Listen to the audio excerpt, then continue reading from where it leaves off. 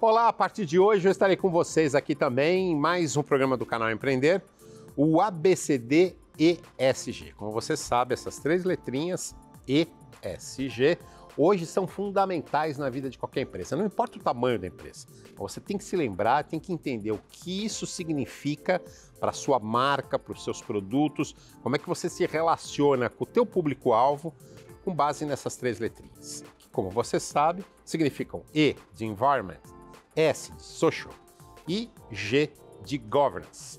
Para falar sobre esse assunto, a gente sempre traz um especialista aqui. Hoje está o Ricardo Cato, que é sócio e conselheiro da Humanizadas. É isso, Ricardo, obrigado por ter vindo. É isso, sim. Obrigado, Sabino, pelo convite. É um prazer estar com vocês para falar desse ESG. Já começo fazendo aqui um trocadilho, né? Tem um líder comunitário, um grande amigo, que fala que o ESG é a esperança de uma sociedade global. Interessante, quer dizer, é uma brincadeira aí com as letrinhas, mas faz todo sentido, né? Porque as empresas precisam ter uma causa hoje, não? Exatamente.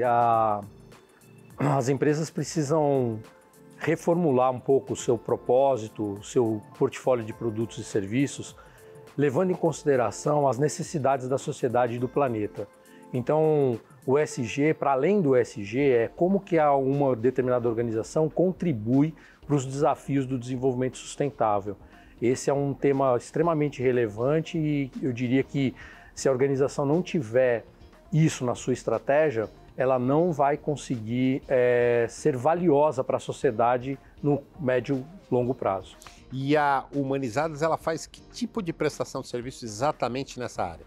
A Humanizadas ela começou como um projeto de pesquisa acadêmico do Pedro Paro, que está defendendo a tese de doutorado dele agora. Eu conheci em 2016, quando eu fui dar uma palestra lá, convidado pelo professor da USP de São Carlos, e a gente fez alguns trabalhos de cultura organizacional juntos. E naquela época, 2017, 2018, a gente estava bastante incomodado com... Naquela época tinha muita delação sobre Lava Jato, etc. e tal. E o nosso questionamento era, será que existem empresas que são boas para o Brasil, que fazem bem para a sociedade, que geram valor para os diversos públicos de interesse? Conectados com um movimento chamado Capitalismo Consciente, surgiu a ideia de fazer uma pesquisa acadêmica, que o primeiro ano de resultado foi apresentado num fórum do movimento Capitalismo Consciente aqui no Brasil, em 2019, e a partir daí surgiu a ideia de montar uma startup e fazer disso uma plataforma de consulta a públicos de interesse de qualquer organização e, a partir dessa consulta, dessa pesquisa que é mais aprofundada, trazer para a empresa um feedback sobre como ela é percebida por seus públicos de interesse e qual é o grau de maturidade que ela lida com esses desafios de mercado. Por que é importante o tema da maturidade? Porque a prática que faz bem para a sociedade, faz bem para o planeta, ela precisa ser genuinamente sustentada pela cultura da organização, pela cultura da liderança. Não adianta usar o ESG apenas como marketing. Então, o ESG como marketing a gente chama de greenwashing. Então tem muitas organizações que fazem bons relatórios, fazem boa comunicação, mas se a gente aprofundar a pesquisa olhando para a relação que ela tem com esses públicos de interesse, colaboradores, fornecedores, clientes, parceiros de negócio, talvez a gente encontre inconsistências entre aquilo que é relatado no reporte de sustentabilidade, de ESG da empresa e a prática. Isso significa que, ao longo do tempo, aquela organização pode ter problemas, como a gente já viu algumas organizações. Problemas de reputação. De reputação, de negócio, de continuidade, inclusive, né? Eu queria comentar com você, quero ouvir sua opinião. Eu trabalhei com um grupo sueco e aprendi lá com os suecos o seguinte: os suecos diziam que a empresa com preocupação social é quase uma obrigação, mas a empresa com preocupação social que bate bumbo disso essa é uma empresa enganadora, vamos chamar assim. Você pode até divulgar a coisa que você está fazendo, mas você não pode capitalizar o trabalho social que você está fazendo em benefício do negócio. Os suecos falavam muito isso. Você concorda? Então, eu concordo, mas também digo que a pata põe um ovo melhor do que a galinha, mas a galinha cacareja. Então a gente consome muito mais ovo de galinha do que ovo de pata. É importante fazer, mas é também importante comunicar, porque a percepção dos stakeholders vem de um processo transparente de comunicação. Então você vai ser uma empresa mais admirada pelos seus públicos se você comunicar bem o que você faz. Agora, você precisa ter coerência entre o ser, o fazer e o comunicar. Se você comunica e não faz, ou faz e não é, logo o público vai perceber essa incoerência, né? E aí a empresa pode perder valor de mercado, perder reputação e deixar de ser admirada e, em última análise, deixar de ser desejada pela sociedade de que ela continue vivendo, né? Ela perde a sua licença para operar. Esse é o risco que está acontecendo. Então o ESG ele tem implementações de estratégia de ESG, ele tem uma raiz de risco para você ter licença para operar. E isso é bom. Eu tenho que celebrar isso. Por outro lado, eu tenho um amigo que usa a seguinte frase: ESG é band-aid em fratura exposta. Por quê? Porque a gente tem um problema social e um problema ambiental tão grande hoje no planeta, na sociedade, nas nações, de que não é só eu estar ok com a regulação. Eu preciso ser mais propositivo, eu preciso olhar para as demandas da sociedade e reformular minha lógica de atuação para atender essas demandas. Então, a Humanizadas, na verdade, ela vai para além do ESG. Eu poderia dizer que eu tenho, assim, ESG por compliance, eu tenho um ESG por conveniência, por eficiência, mas eu posso ter um ESG por consciência, porque eu entendo a demanda da sociedade e eu quero ser melhor para a sociedade. E por isso que a Humanizadas lançou há 2 anos atrás um reconhecimento para as empresas que têm melhor qualificação a partir da perspectiva dos seus stakeholders, chamado Melhores para o Brasil, que é uma ideia de reconhecer as empresas que os stakeholders falam: olha, essa gera valor para mim. Essa gera valor. Como é que a gente mede esse nível, esse grau do ESG dentro de uma empresa? Então, tem algumas... Na Humanizadas, a gente prefere fazer consulta a stakeholders. Então, a gente, combinando com a empresa, a gente pega a lista de relacionamento que a empresa tem, colaboradores, fornecedores, clientes, parceiros de negócio, etc. e tal, e faz um questionário anônimo e faz uma pesquisa isenta, ouvindo esses stakeholders. Além disso, a gente captura tudo quanto é informação pública dessas organizações e principalmente relatos, porque às vezes são nas narrativas que você pega as nuances. O que as pessoas falam daquela organização quando ela está tendo uma oportunidade de relação. E o trabalho da Humanizadas, que tem a tese de doutorado do Pedro Paro, que é o fundador da Humanizadas, né? Ela foi mais a fundo analisando, fazendo a correlação, estatisticamente comprovando a correlação de alguns fatores de maturidade da organização com a performance de ESG que a organização tem. Então hoje a gente tem matematicamente, estatisticamente, essa correlação comprovada. Então, ao medir o estágio de maturidade da organização, a gente consegue prever a qualidade de ESG que aquela empresa oferece para a sociedade, como que ela se comporta. Agora, você acha que ESG é uma preocupação que deve existir nas empresas só quando elas já estão consolidadas ou desde o primeiro dia? Eu vejo hoje muitas startups que nascem com esse ESG no DNA, ou seja, por que eu resolvi empreender? Eu resolvi empreender porque, de repente, eu tenho um talento, eu tenho uma vontade, eu tenho um desejo de algo que eu enxergo no mundo que é uma necessidade. E se é uma necessidade, eu vou empreender ocupar esse espaço dessa necessidade, né? E hoje as necessidades, elas estão dadas, ou seja, já tem muitas pesquisas que mostram os desafios que a gente tem como sociedade. Então, se a gente olha para o Pacto Global, para a ONU, com os 17 Objetivos do Desenvolvimento Sustentável, que vai desde a erradicação da pobreza, fome zero e agricultura sustentável, saúde e bem-estar para todo mundo, infraestrutura de qualidade, saneamento. Então, os problemas de todos os países, de todas as nações, estão dadas.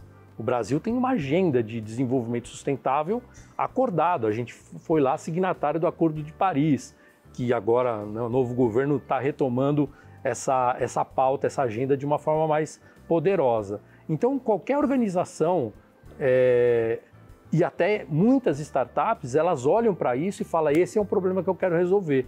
Deixa eu pesquisar tecnologias, soluções, modelos de negócio que possam atender a essa demanda que a sociedade tem. E hoje eu vejo que a valorização de uma startup, de uma empresa, deveria ir mais, não pelo retorno do investimento, o retorno financeiro que aquela organização faz, mas o quanto ela é valiosa na criação de valor para todos os stakeholders. Porque o retorno financeiro é um dos capitais que estão sendo avaliados. A gente tem capital social, capital cultural, capital intelectual, a gente tem diversos capitais, capital natural, né, que é o ambiental, que precisam ser preservados e ou regenerados, né? Você tem um capital natural que estamos precisando regenerar, porque já utilizamos muito capital natural, né, tirando recursos da natureza. Então, hoje nós estamos numa lógica de regeneração. E se a gente pensar em sociedade, é a mesma coisa.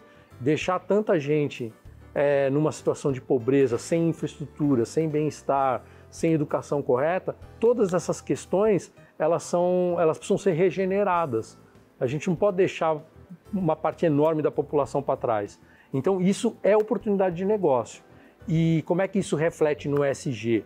Reflete no compromisso de uma organização a ser ambientalmente responsável ou ambientalmente ativa, produzindo capital natural, regenerando o planeta, socialmente responsável ou socialmente ativa, ajudando a sociedade a ter melhor cultura, melhor educação, melhor renda, melhor bem-estar, melhor saúde, etc. E de governança tem a ver com a forma, a governança tem a ver com o como, a qualidade ética do que você faz. Porque eu posso fazer as coisas, mas eu posso de repente estar escorregando eticamente em alguns elementos, ou negligenciando algum stakeholder. Para um determinado benefício, eu acabo negligenciando o outro. E ao negligenciar, eu estou causando dano para a sociedade de alguma forma. Bom, daqui a pouquinho nós vamos continuar falando de ESG e vamos tentar entender como é que as empresas brasileiras estão em cada uma dessas três letrinhas. Hoje a gente está conversando com o Ricardo Catto, que é sócio conselheiro da Humanizadas. A gente volta daqui a pouco.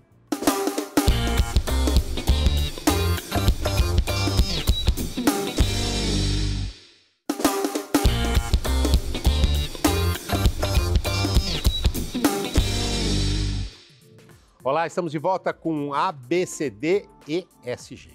Estamos falando de sustentabilidade, estamos falando de meio ambiente, estamos falando de responsabilidade social, estamos falando de transparência e governança nas empresas. Não é só um luxo de grande empresa, não. As pequenas também precisam pensar nisso, como o Ricardo Catto, que hoje é nosso entrevistado, ele que é sócio e conselheiro da Humanizadas, falava no primeiro bloco. É isso, né? As pequenas empresas já têm que pensar nisso, certo? Sim, as pequenas empresas normalmente já nascem com isso. Já nascem com isso. Na veia. Quando a gente fala de três letrinhas, ESG, você acha que o Brasil patina mais em qual delas hoje? Acho que em cada uma delas tem uma especificidade aqui no ambiente brasileiro, né? No ambiente de governança, a gente tem uma situação muito clara que a gente escreve bons códigos de ética dentro das organizações, mas às vezes a gente não pratica. Então é bem o walk the talk mesmo que é necessário ser feito. É o caminhar e o fazer em coerência em termos de governança.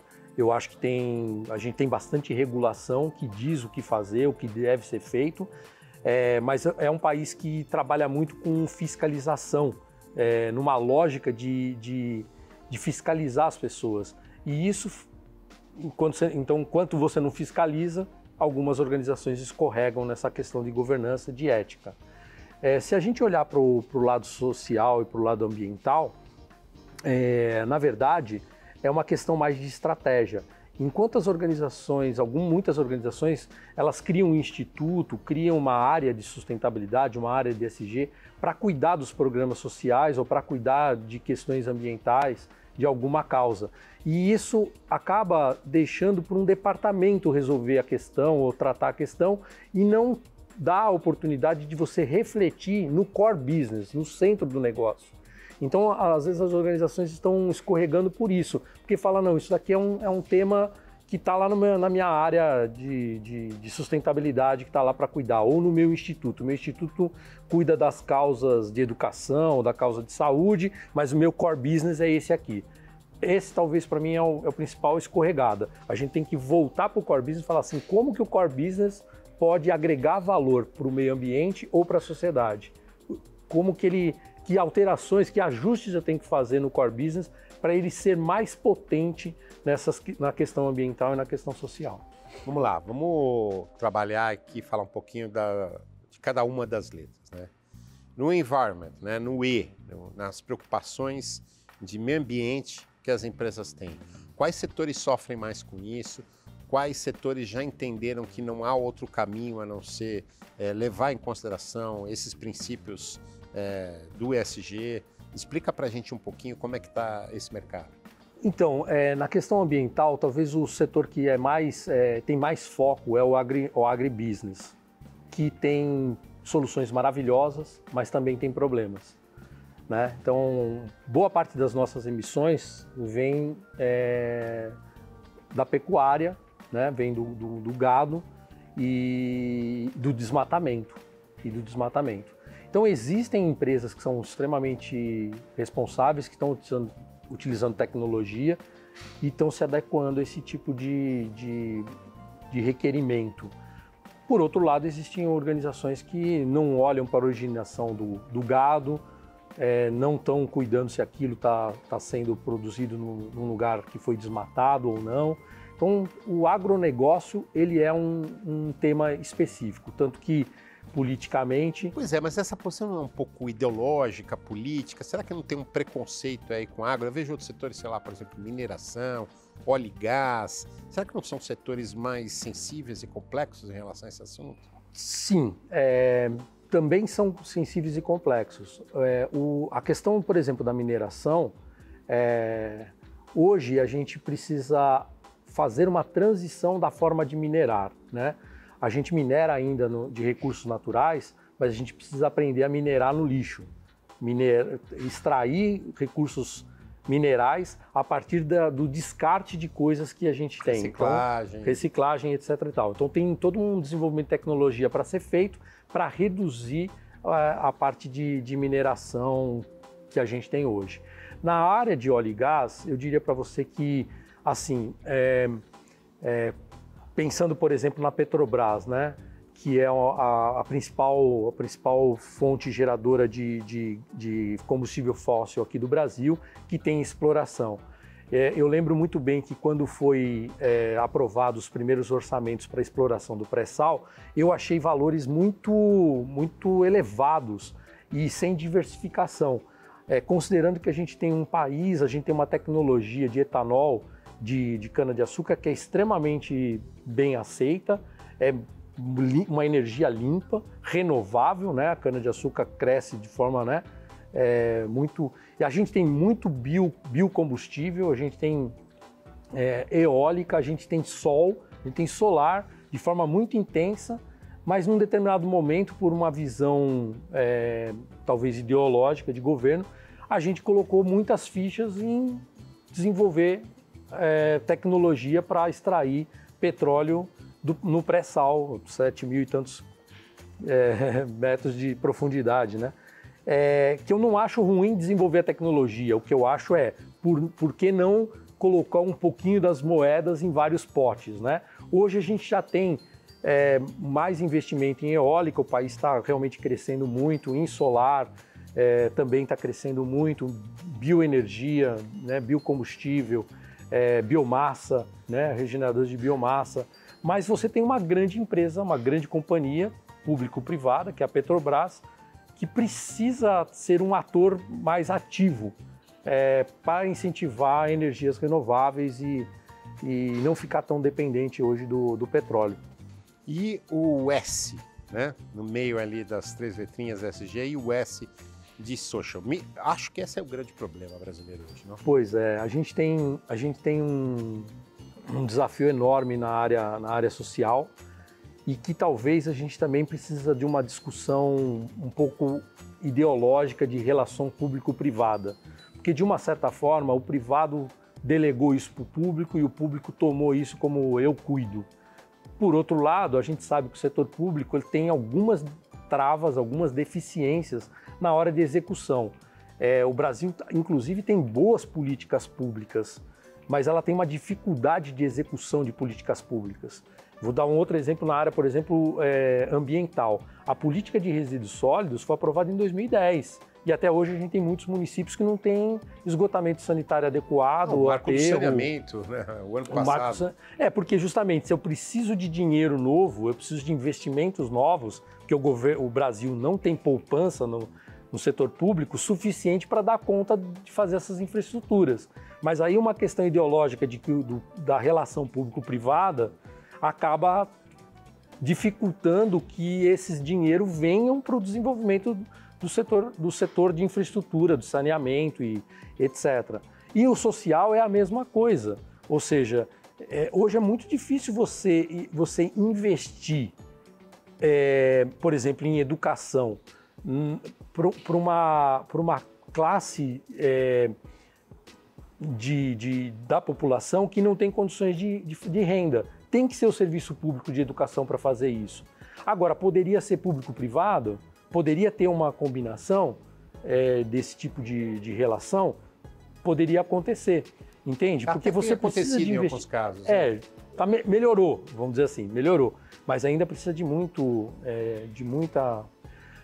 E quando a gente olha para as questões sociais, quando você, por exemplo, estando mais próximo de algumas comunidades, eu também faço um trabalho mais próximo de comunidade, a gente vê a riqueza de diversidade, a riqueza de inteligência coletiva que existe em comunidade, que não é explorada, por exemplo, o setor privado está distante, às vezes, dessa conexão, porque fala, não, isso aqui é um tema de comunidade, é lá na favela. Mas quando a gente vai e se engaja, exatamente, se a gente se engaja nas questões, a gente vê muita potência, muito empreendedorismo de comunidade acontecendo. E que às vezes falta um pouco de recurso financeiro, um pouco de capitais que o setor privado tem, por exemplo, de gestão, de organização de processos, de definição de estratégia, que quando você ajuda um empreendimento de comunidade, o empreendimento de comunidade decola, né? Então, e tem muita inovação acontecendo nesse setor, né? Eu sou aí um admirador do Gerando Falcões, por exemplo, que é um empreendedor... Parceiro aqui do Grupo Bandeirantes. Que é maravilhoso, né? Ver como ele gera empreendedorismo em comunidade, como ele incentiva esse tipo de coisa em comunidade. E o setor privado poderia se engajar mais nisso. Caminhando aqui para o final do nosso programa, vamos falar de governança no Brasil? Você falar de governança do Brasil ou governança das empresas no Brasil? Aí a gente muda o tema do programa para uma área política. Vamos falar da governança das empresas. Governança das empresas. A gente vive numa transição de um capitalismo de shareholder para capitalismo de stakeholders. O que significa isso? Até então, as empresas estavam sendo administradas para gerar valor para o acionista. Quando a gente começa a conversar de um capitalismo de shareholders, ou de stakeholders, você começa a incluir a perspectiva dos outros atores que se beneficiam e interagem com uma organização dentro da equação de criação de valor. Deixa eu só traduzir o shareholder, que é o acionista, né? E o stakeholder, que é o público estratégico, só para a gente... Exatamente. É tão comum a gente usar os termos em inglês que às vezes a gente esquece. Então, o que acontece na governança é como que eu trago a perspectiva dos públicos de interesse, dos demais públicos de interesse, para o ambiente estratégico da organização. E isso é um tema de conselho, às vezes, não é um tema que o CEO e a diretoria conseguem tomar conta. É um tema muito estratégico de médio e longo prazo. E, às vezes, o que eu vejo nas organizações é que a pressão pelo resultado de curto prazo faz com que o presidente da empresa e a diretoria fiquem muito focados na operação, na organização da operação para que ela produza os resultados de curto prazo. E aí, assuntos mais estratégicos de como você gera valor para outros públicos de interesse acabam ficando de segundo plano. Se perdendo. Bom, a gente chegou ao fim aqui do ABCD ESG, falando de questões de meio ambiente, questões sociais, questões de governança dentro das empresas e recebendo hoje o Ricardo Cato, que é sócio-conselheiro da Humanizadas, uma empresa que faz avaliação de até onde os seus clientes estão efetivamente levando a sério e considerando essas 3 letrinhas no seu dia a dia. Ricardo, muito obrigado pela sua participação, volte sempre. Obrigado, Sabino, obrigado pela oportunidade, é um prazer. A ABCD ESG volta semana que vem, te espero. Até lá!